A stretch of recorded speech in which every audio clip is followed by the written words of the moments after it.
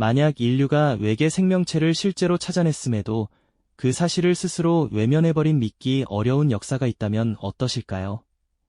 나사의 한 탐사선이 보내온 놀라운 데이터는 수십 년이 지난 지금까지도 수많은 과학자의 밤잠을 설치게 하며 미스터리로 남아있죠.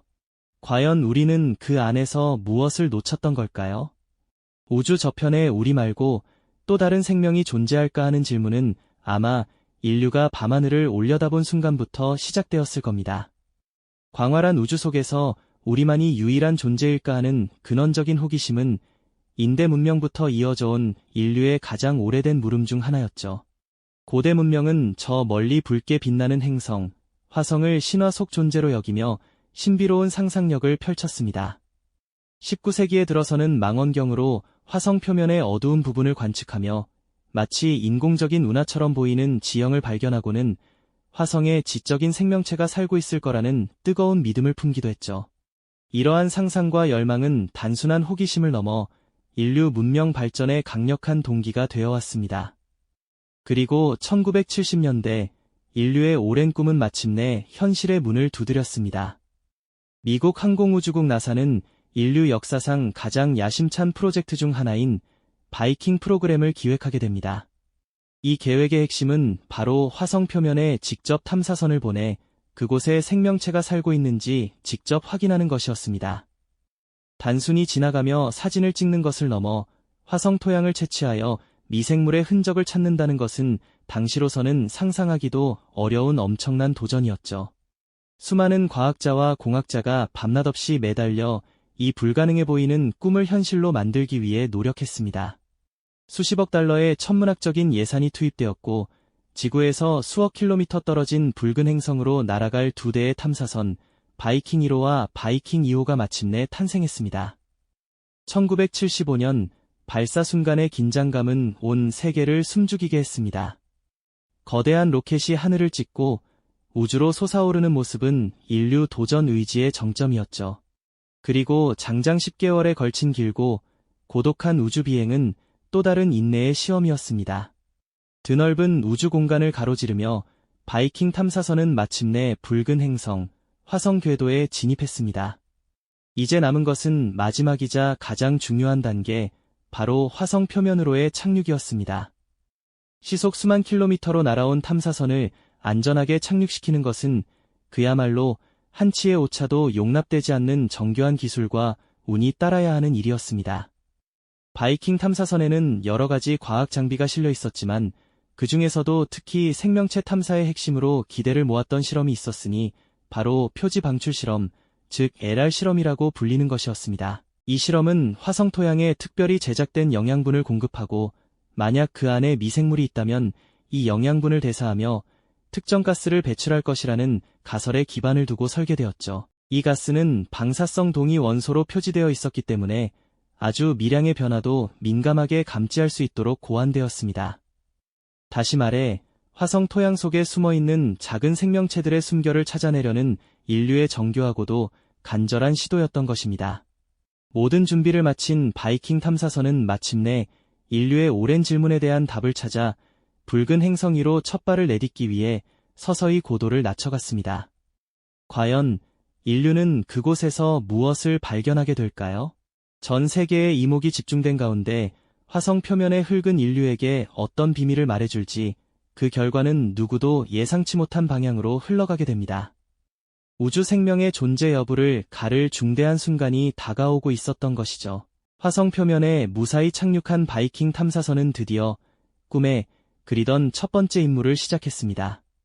인류의 오랜 염원이 담긴 작은 로봇팔이 붉은 흙을 조심스럽게 떠올렸고 이를 내부에 장착된 정교한 실험 장치로 옮겨 담았죠. 그 중에서도 가장 기대를 모았던 실험은 바로 생명 탐색 실험, 특히 길버트 레빈 박사가 설계한 표지 방출 실험, 레이벨드 릴리스 익스페러먼트, LR이었습니다. 이 실험은 화성 토양에 영양분을 공급한 뒤 만약 미생물이 있다면 이 영양분을 대사하며 방출할 이산화탄소를 감지하는 방식이었죠. 마치 살아있는 생명체가 먹이를 먹고 숨을 쉬는 것처럼 말입니다. 그리고 얼마 지나지 않아 바이킹 1호와 2호 탐사선 모두에서 놀라운 결과가 전해졌습니다. LR 실험 장치는 예상치 못한 긍정적인 신호를 보내온 것이죠. 화성 토양에서 생명 활동의 흔적처럼 보이는 활발한 대사 작용이 감지된 겁니다. 실험에 사용된 영양분을 분해하며 이산화탄소를 방출하는 패턴이 마치 지구의 미생물처럼 나타났으니 당시 연구진의 흥분은 이루 말할 수 없었을 겁니다. 이 결과는 마치 붉은 행성 아래에서 무언가 살아 숨쉬고 있다는 강력한 증거처럼 보였죠. 전 세계는 이 데이터를 숨죽여 지켜보며 인류가 외계 생명체를 발견했을지도 모른다는 희망에 부풀었습니다. 하지만 이 기쁨은 오래가지 못했습니다. 바이킹 탐사선에는 LR 실험 외에도 가스 크로마토그래피 질량 분석기 GCMS라는 또 다른 중요한 장비가 실려 있었죠. 이 장비는 화성 토양에서 유기 화합물, 즉 생명체의 기본 구성 요소를 찾아내는 역할을 했습니다. 그런데 GCMS가 보내온 데이터는 LR 실험 결과와는 정반대의 이야기를 들려주었습니다. 화성 토양에서는 어떤 유기물질도 검출되지 않았던 겁니다. 생명체가 활발하게 대사 활동을 하고 있다면 그 생명체를 구성하는 유기물질이 반드시 존재해야 할 텐데 GCMS는 텅 비어있는 듯한 결과를 내놓은 것이죠. 마치 살아있는 흔적은 있는데 그 흔적을 남긴 주체는 보이지 않는 역설적인 상황이 펼쳐진 겁니다. 이 상반된 결과는 과학계 전체를 거대한 혼란의 소용돌이로 몰아넣었습니다. 한쪽에서는 LR 실험의 긍정적인 반응이 화성 생명의 증거라고 주장했지만 다른 한쪽에서는 유기물질이 없다는 GCMS 결과의 근거에 생명체의 존재 가능성을 일축했죠. 과학자들은 밤낮 없이 데이터를 분석하고 토론하며 서로의 주장을 날카롭게 주고받았습니다. 과연 화성 토양에서 감지된 것은 미지의 생명체 활동이었을까요? 아니면 우리가 알지 못하는 특이한 지질학적, 화학적 반응이었을까요? 수많은 가설이 오고 갔지만 명확한 답을 내리기는 어려웠습니다. 결국 당시 과학계는 더욱 보수적이고 신중한 결론을 내리게 됩니다. 유기물질이 검출되지 않았다는 GCMS의 결과가 더 결정적인 증거로 받아들여진 것이죠.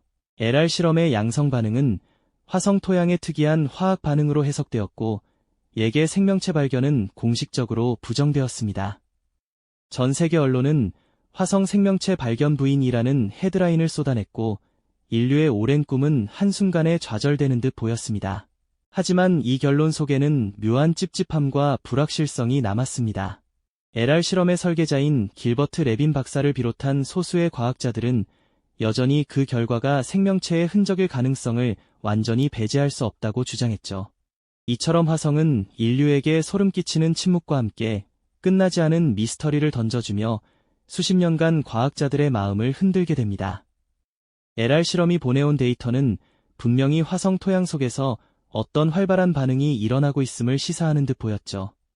하지만 과학자들은 이 결과만으로 생명체의 존재를 섣불리 단정할 수 없었습니다. 바이킹 탐사선에는 LR 실험만큼이나 중요하게 여겨졌던 또 다른 장비가 탑재되어 있었거든요. 바로 가스 크로마토그래피 질량 분석기, 줄여서 GCMS라고 불리는 장비였습니다. 이 GCMS의 핵심 임무는 화성 토양에서 생명체의 근원이라 할 수 있는 유기물질, 즉 탄소를 기반으로 하는 복잡한 분자들을 찾아내는 것이었죠. 지구상의 모든 생명체는 유기물질을 기반으로 하고 있으니 GCMS는 생명체 탐사에 가장 강력한 증거를 제공할 것이라고 기대를 모았습니다. 그런데 놀랍게도 GCMS는 화성 토양에서 단 하나의 유기물질도 검출하지 못했습니다. 이것이야말로 당시 과학계를 거대한 혼란 속으로 몰아넣은 결정적인 역설이었죠. LR 실험은 생명활동과 흡사한 반응을 명백히 보여주고 있었는데 정작 생명체의 가장 기본적인 구성요소인 유기물은 GCMS에서 전혀 검출되지 않았던 것입니다. 마치 춤추는 그림자를 보았는데 그 그림자를 만든 실체가 어디에도 없는 상황과도 같았다고 할까요? 이 상반된 두 가지 결과 앞에서 당시의 과학자들은 도저히 합리적인 설명을 찾지 못해 깊은 고민에 빠질 수밖에 없었습니다. 이처럼 서로 모순되는 증거들은 과연 무엇을 의미하는 것일까요? 결국 과학계 내부에서는 전례 없는 격렬한 논쟁이 불타올랐습니다. 한편에서는 길버트 레빈 박사를 중심으로 LR 실험의 양성 반응이 생명의 유력한 증거라고 주장하며 화성 생명체 발견의 가능성에 강하게 무게를 실었습니다. 하지만 대다수의 과학자들은 유기물질이 없다는 GCMS의 냉철한 결과에 더욱 집중하며 LR 실험의 반응을 생명활동으로 보기 어렵다고 반박했죠. 당시의 기술로는 GCMS가 미량의 유기물까지는 검출하기 어렵다는 한계가 있었음에도 불구하고 눈에 보이는 유기물 부재라는 사실은 강력한 회의론을 불러일으켰습니다. 과학적 신중함이라는 이름 아래 생명체 존재 가능성은 점점 더 희박해지는 듯 보였습니다. 수많은 밤샘 토론과 정밀한 분석이 이어진 끝에 과학계는 LR 실험의 양성 반응을 화성 토양의 특이한 화학 반응으로 최종 결론 내리는 쪽으로 기울었습니다. 즉, 화성 토양 자체에 존재하는 어떤 비생명적인 화학물질이 LR 실험 용액과 반응하여 마치 생명체가 대사 활동을 하는 것처럼 보이는 결과를 만들어냈다는 해석이었죠. 이 결론은 화성에 생명체가 없다는 부정으로 이어졌고 인류의 오랜 꿈이었던 외계 생명체 발견은 한순간에 물거품이 되는 듯했습니다.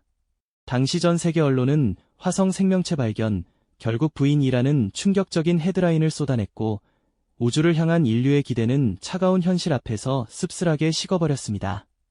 하지만 이처럼 명확해 보이는 결론 속에서도 묘한 찝찝함과 설명할 수 없는 불확실성은 여전히 남아있었습니다.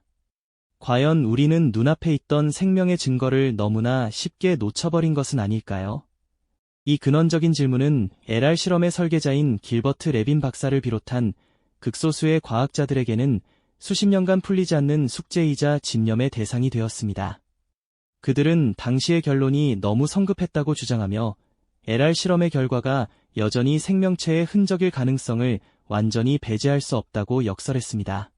이 미스터리를 재조명하기 위해 그들은 수십 년간 끊임없이 노력했죠.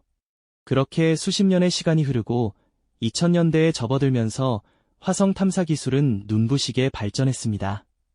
큐리오시티, 퍼서비어런스 같은 최첨단 로버들이 붉은 행성 표면을 누비며 과거 바이킹 탐사선과는 비교할 수 없는 정밀한 데이터를 지구로 보내왔죠. 그리고 이 새로운 탐사에서 과학계를 다시 한번 뒤흔드는 매우 중요한 사실이 밝혀집니다. 바로 화성 토양의 과염소산염, 퍼클로레이트이라는 물질이 생각보다 훨씬 풍부하게 존재한다는 사실이었죠.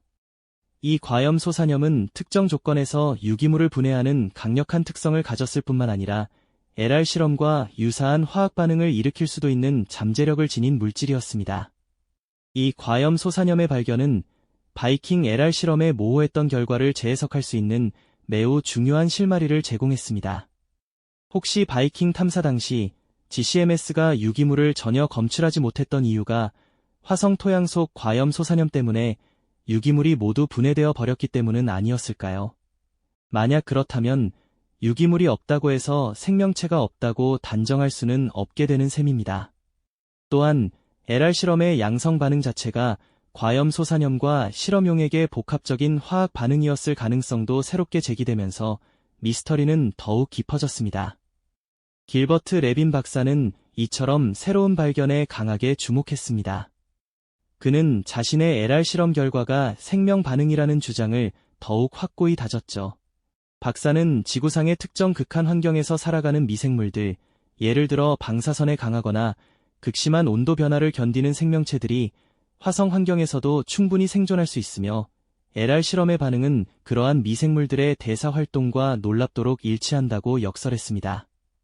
그의 주장은 여전히 주류 과학계에서는 매우 조심스럽게 받아들여지고 있지만 과거의 화성 생명체 부정이라는 결론이 완전한 답이 아닐 수도 있다는 강력한 의문을 던지기에는 충분한 근거가 되었습니다.